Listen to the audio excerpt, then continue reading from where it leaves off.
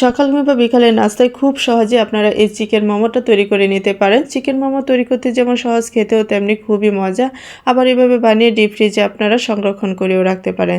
তো চিকেন মোমো তৈরি করার জন্য এখানে প্রথমে আমি চিকেনটা কিমা করে নিয়েছি। তারপর এখানে দিয়ে দিলাম পেঁয়াজ কুচি, ধনিয়া পাতা কুচি, কাঁচামরিচ কুচি, গাজর কুচি, সামান্য আদা রসুন বাটা, গোলমরিচের ফাঁকি, স্বাদমতো লবণ, সয়া সস এবং সবশেষে দিয়ে দিলাম গরম করে রাখা তেল।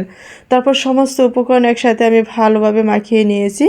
এদিকে আমি সামান্য কুসুম গরম পানি দিয়ে একটা ময়দার ডো তৈরি করে নিয়েছি। তারপর একটা রুটি বেলে ছোট ছোট পিস করে আমি কেটে নিলাম। তারপর দিয়ে দিলাম এখানে কিমা করে রাখা সেই মাংসটা। এখন আমি একটা মোমো শেপ দিয়ে নিচ্ছি। আপনারা যার যার মতো একটা শেপ দিয়ে নেবেন। তো এখানে আমি এভাবে কতগুলো মোমো বানিয়ে নিলাম। এখন আমি মোমোগুলোকে একটা স্টিমারে দিয়ে স্টিম করে নিব। 8-10 মিনিটের মতো স্টিম করে নিলেই হয়ে যাবে। তো বাকি যে ডো ছিল ময়দা, সেটা দিয়েও আমি এখানে কতগুলো মোমো তৈরি করে নিয়েছি। এগুলোকে আমি ডিপ ফ্রিজে সংরক্ষণ করে রেখে দিব। তো আপনারাও চাইলে কিন্তু এভাবে বানিয়ে নিতে পারেন।